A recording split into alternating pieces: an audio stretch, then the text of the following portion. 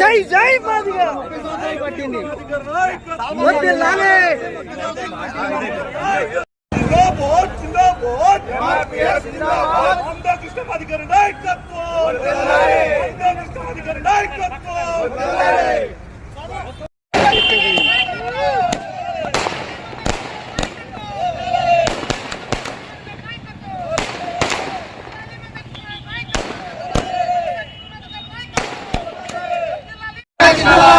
మందకృష్ణ గారి నాయకత్వం, మందకృష్ణ గారి నాయకత్వం.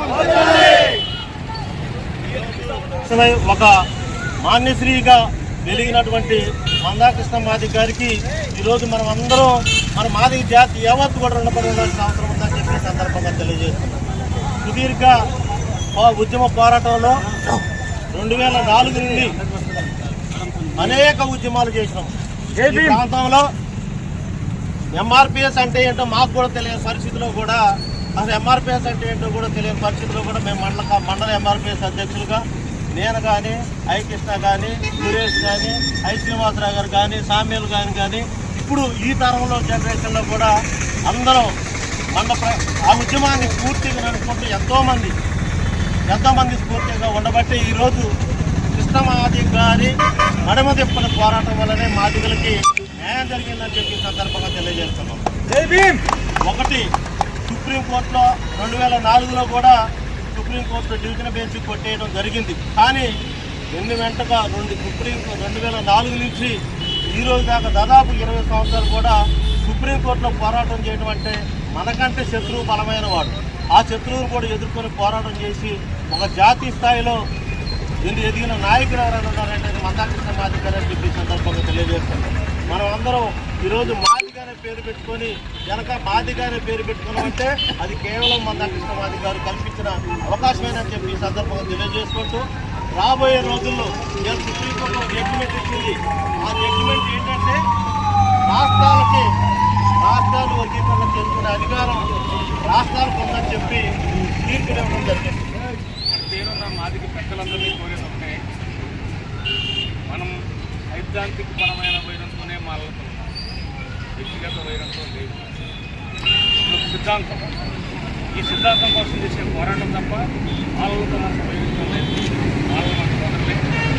అయితే మాదిగలు వెనకబడమనే కారణంతో మందకృష్ణ మాదిగ గారు చేసిన ఉద్యమంలో మాదిగలు గుర్తుకోవాలంటే హక్కులు కావాలని సాధించిన హక్కుల్ని ఉపయోగించుకునే శక్తియుక్తులను కూడా మాదిగలు పెంపొందించుకోవాలని మా మాదిగ సోదరులందరికీ హృదయపూర్వక శుభాకాంక్షలు.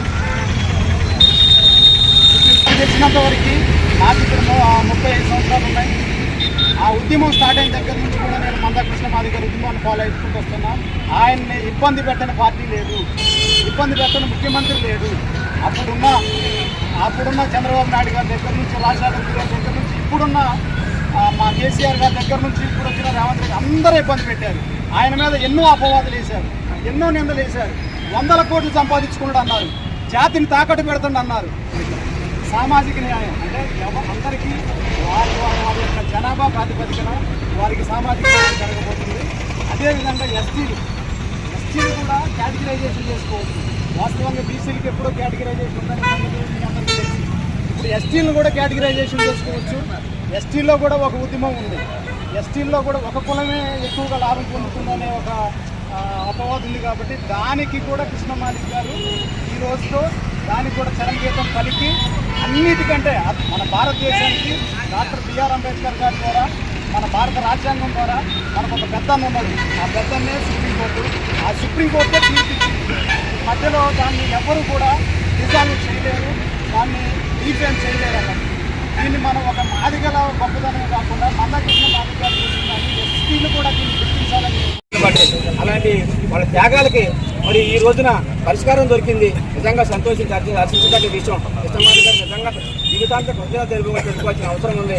మరి మేము చేసే పోరాటం మాకు పడకపోయినా బాధలేదు, కానీ మా మీద కేసులని మా ముందు భవిష్యత్ తరాలకు ఉపయోగపడి మంచిగా ఉపయోగించుకొని అందరూ ఉద్యోగస్తులు అయ్యి రానున్న కాలంలో రాణించాలని అందరికీ తెలియజేసుకుని సవినీయంగా ఈ అవకాశం ఇచ్చిన ప్రజలకు ధన్యవాదాలు సెలవు తీసుకున్నాను.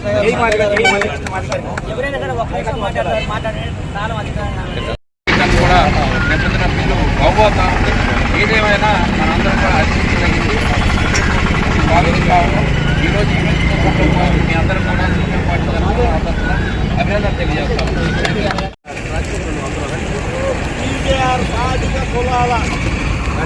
కార్యకర్తలందరికీ శుభాభినందనలు. ఈరోజు మన జాతీయంతో గర్వించదగ్గ పర్వదినం.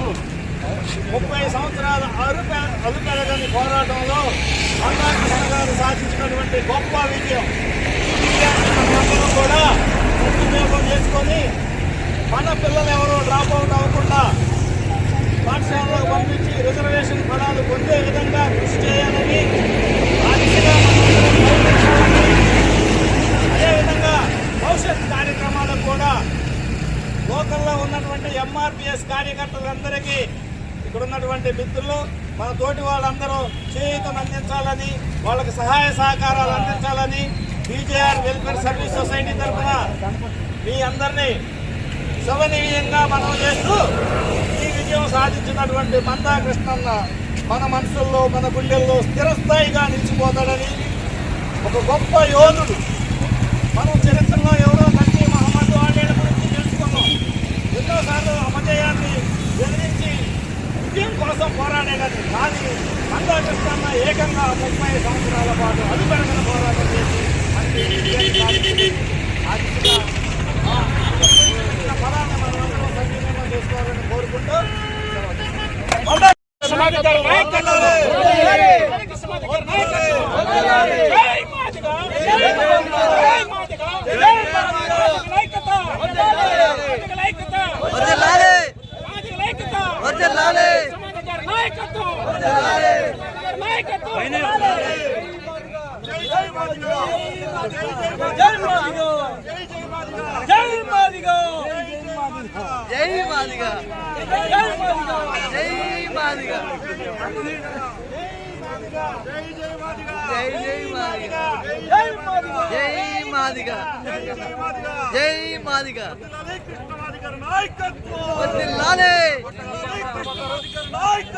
వర్ధిల్లాలి